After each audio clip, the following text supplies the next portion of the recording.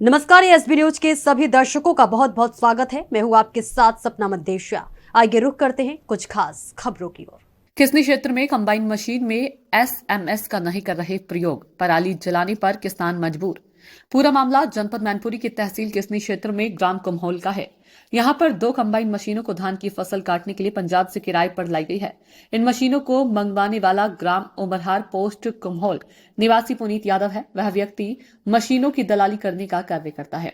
किसानों के साथ बदतमीजी से बात करना मामूली सी बात है। कंबाइन के मालिक बख्शीश सिंह पुत्र दलबीर सिंह के साथ मिलकर बगैर एसएमएस के खेतों में धान की फसल काटी जा रही है और किसान उस फसल के कचरे को खेत में ही जलन को मजबूर है। इस संबंध में गोपाल शर्मा उप जिलाधिकारी किसनी ने जानकारी देते हुए बताया कि अगर इस प्रकार से कोई भी कंबाइन मशीन चल रही है तो उसको तत्काल प्रभाव से बंद कराया जाएगा। अरे सर, इस वक्त जो है धान की कटाई चल रही है, फसल काटी जा रही है, कंबाइन मशीन चल रही है, तो क्या सरकार की तरफ से किस तरीके से ये मशीनें चलाई जा सकती हैं?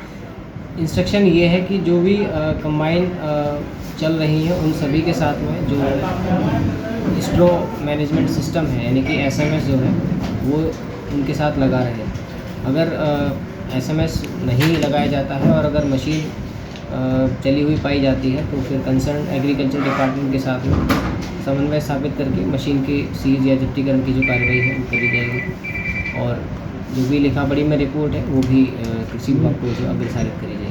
अभी इस वक्त जो है किसनी में कई कंबाइन मशीनें चल रही हैं और जो पराली जलाने का सिस्टम चल रहा है उन्हीं मशीनों से जो मोटा चारा निकल रहा है उसमें वो इसी वजह से पराली जलाई जा रही है, तो क्या कार्रवाई की जाएगी? पराली जलाने के संबंध में शासन के भी निर्देश है कि पराली जनरली न जलाई जाए और इसके लिए हमने अपने सभी लेखपालों के माध्यम से ग्राम प्रधानों के साथ वार्ता करके गांव में मुनादी की भी करा दी है। मुनादी भी करा दी कि कोई किसान न जलाए, बट उसके बावजूद भी अगर कोई किसान इस तरह की कार्रवाई के बावजूद बताने के बावजूद भी अगर इस तरह की कोई घटना घटित करता है तो उसके लिए जो शासन के निर्देश के क्रम में जुर्माने की वसूली है, 2500 रुपये जुर्माना जो है मिनिमम, उसके साथ जितना मैक्सिमम जुर्माना है वो उनसे वसूला जाएगा। फिर अग्रतर कार्रवाई भी उनके साथ करी जाएगी, लाइक उनका राशन की या फिर उनके जो कृषि सम्मान निधि से जो उनको पेंशन मिल रही है उसको भी आगे रोकने की कार्रवाई जो की जा सकती है। तो इस तरह के कुछ हमारे पैरामीटर्स बनाए हैं। बहरहाल किसानों से यही हमारी अपील है कि पर्यावरण प्रदूषित ना हो, उसके लिए वो अपने सिर से पराली को जो है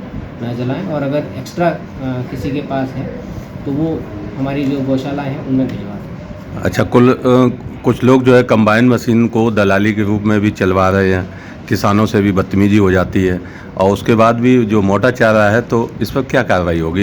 ये तो दिखाई देता है खेतों में बड़ा वाला चारा जो है, तो क्या लेखपाल और कानून को इस पर काम कर रहे हैं क्या?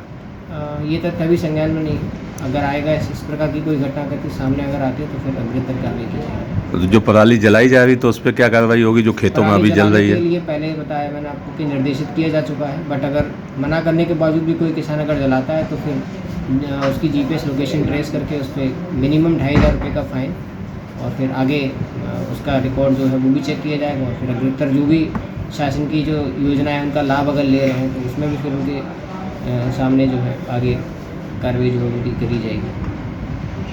तो खबरों में फिलहाल इतना ही। दीजिए इजाजत, फिर मिलेंगे। नमस्कार।